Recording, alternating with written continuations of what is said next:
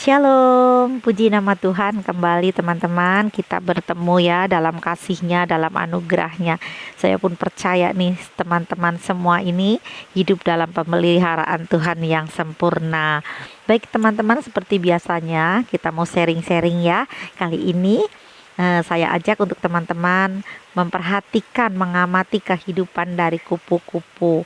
Kupu-kupu yang indah, kupu-kupu yang cantik dengan warna-warni ya. Kita kalau melihat nih, ada yang berwarna kuning, ada juga berwarna kecoklatan yang bercorak dan sebagainya.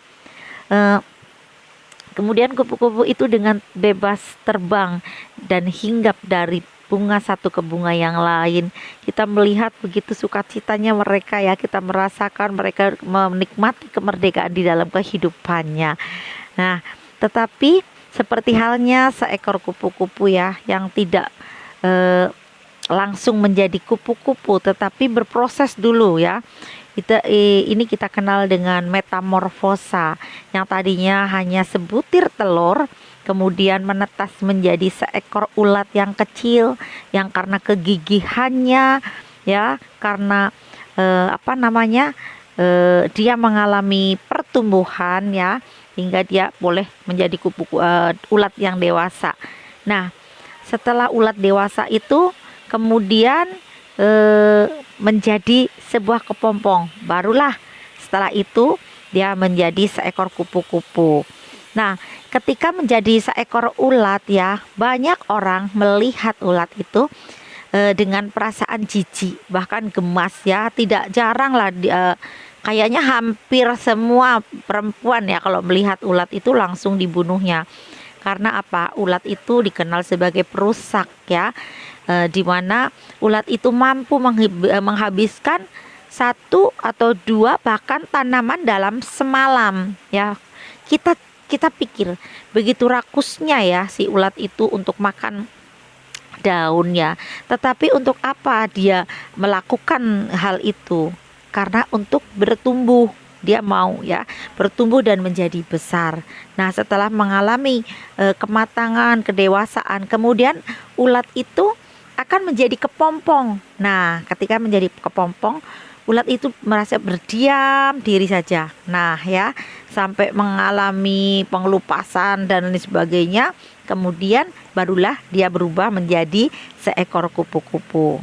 Nah, apa sih hubungannya kupu-kupu, metamorfosa kupu-kupu itu dengan kehidupan kita? Hendaknya kita itu bermetamorfosa ya, ada mengalami perubahan hidup kita. Jadi kita jangan hanya stuck di dalam tingkat kerohanian yang seperti itu saja. Bahkan kalau kita melihat seekor kupu-kupu tadi, yang kita melihat dia bisa besar, bisa bertumbuh, itu karena kerakusannya. Nah, apa yang kita ambil? Kita ambil kerakusannya. Kerakusan apa? Kita harus mempunyai rasa yang haus dan lapar. Haus dan lapar akan Tuhan, mencari Tuhan dengan sungguh-sungguh, ya. Nah, kemudian kita bisa bertumbuh rohaninya. Jadi yang tadinya hanya bayi rohani, yang hanya bisa didikte, yang hanya bisa mengikuti seorang bayi lah. Gimana kita melihat seorang bayi itu tidak berdaya, tidak bisa apa-apa. Bahkan kalau ada bahaya pun, bayi itu tidak bisa menghindar karena itu hanyalah bayi, dan kita sebagai manusia tentu saja tidak mau bahwa kerohanian kita stuck hanya di situ saja, tetapi kita mau bertumbuh untuk menjadi rohani yang dewasa. Nah, kehausan dan lapar akan firman Tuhan itu sangat dibutuhkan. Karena apa? Di dalam firman Tuhan itu adalah semua jawaban, itu adalah semua solusi yang ada di dunia ini. Itu ada di dalam firman Tuhan. Di dalam firman Tuhan kita akan mengenal ketetapan Tuhan, hukum-hukum Tuhan. Bahkan bukan hanya itu, yang paling disukai apa coba? Janji-janji Tuhan yang wow dan luar biasa dahsyatnya. Dan kita tahu setiap janji-janji Tuhan adalah janji-janji yang selalu digenapi atas setiap kita. Nah, bagaimana kita akan mengklaim janji Tuhan? Bagaimana kita akan mengamini bahwa janji Tuhan terjadi atas kita kalau kita tidak tahu janji Tuhan itu apa. Makanya penting sekali untuk membaca firman Tuhan, haus akan firman Tuhan, haus akan mencari hatinya Tuhan ya.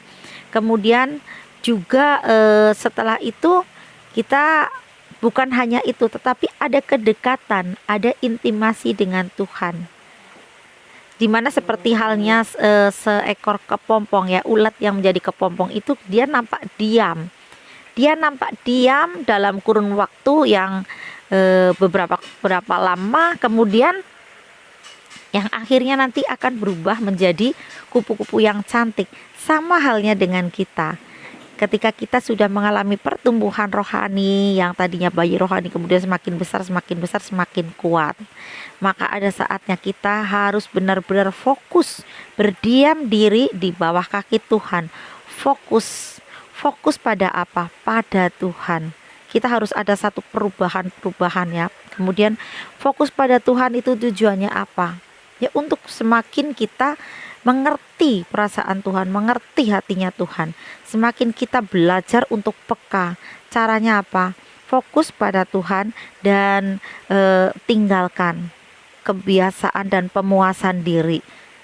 Di situ ketika orang sudah mengenal akan dirinya, bahwa dirinya itu bukan lagi miliknya sendiri, tetapi dirinya adalah milik dari Kristus Yesus ya, maka akan menyadari bahwa kita tidak lagi membutuhkan kepentingan duniawi yang bersifat duniawi, tetapi kita akan fokus kepada Tuhan. Kita melihat yang tidak terlihat. Ya, kita belajar di situ. Dan setelah kita berdiam diri seperti halnya kepompong tadi, maka akan berubah menjadi kupu-kupu. Kita pun bisa menjadi kupu-kupu yang indah, kupu-kupu yang menjadi berkat, yang indah dipandang oleh orang lain, terutama dipandang sama Tuhan ya. Tentu saja kita menjadi hidup di dalam perkenanan Tuhan. Yang seperti halnya kupu-kupu yang berbuah, yang kemudian dia bertelur lagi. Nah, dari satu telur kemudian berubah menjadi ulat, kepompong, dan kupu-kupu menghasilkan telur lagi. Saya percaya tidak hanya satu telur yang dihasilkan, tetapi berpuluh-puluh ya telur yang akan dihasilkan. Sama dengan kehidupan kita. Tuhan mau kita berbuah, dan buahnya boleh dinikmati, dilihat dan dinikmati oleh orang lain. Untuk itu apa? Buahnya yang manis, yang bagus kualitasnya. Nah, itulah yang namanya hidup menjadi berkat. Untuk apa? Hanya satu tujuannya, untuk kemuliaan nama Tuhan.